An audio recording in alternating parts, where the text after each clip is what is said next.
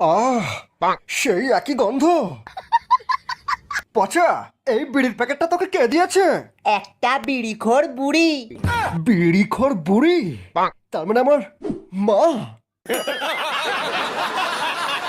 এটা এটা মায়ের হাতের তৈরি বিড়ি। একই বিড়ি অন্যজনও তৈরি করতে পারে। নানন্দা, তুমি হয়তো জানো না, আমি কতদিন পরে এই বিড়িটা খেয়ে পেট ঝেড়ে হয়ে গেছি।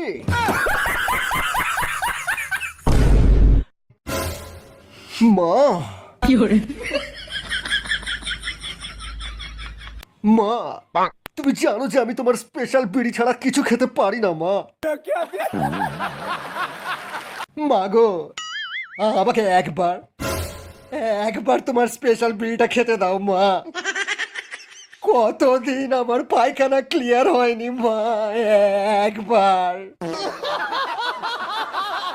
মা, তুমি আর বাবা যখন হানিমুনে গিয়েছিলে তখন একটু খৈনি কিনতে গিয়ে আমার বাবা সিঁড়ি থেকে পা ফসকে পড়ে গিয়ে সেই জায়গায় চোট খেয়েছিল।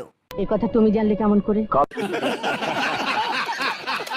কাল রাতে বাবা আমার স্বপ্নে এসে বলে গেছেন, আরো বলে গেছেন, বাবা আমার হওয়ার জন্য পাড়ার সমস্ত বিড়িখোরদেরকে একটা করে শান্তি বিড়ির প্যাকেট কিনে দেওয়ার মানত করেছিলেন, কিন্তু বাবা তা দেননি।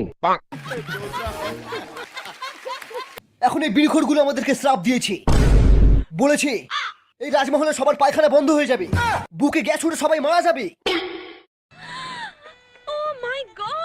সারাদিনে কটা বিমল খাস? আরে বিমল খেলে মনে হবে পৃথিবীর সব নেশা ছেড়ে দিই। আরে আমি তো হাত দিয়ে যাওয়ার আগেই 10-15 প্যাকেট মেরে দিই। বাবা, আমার বাইকে তেল শেষ হয়ে গেছে। কাল তো 50 টাকা দিলাম। 50 টাকা? থু, শালা 50 টাকা তেল তো রাস্তার জামিতেই শেষ হয়ে যায়। পেট্রোলের দাম অনেক বেড়ে গেছে, তোকে আর বাইকই চালাতে দেবো না।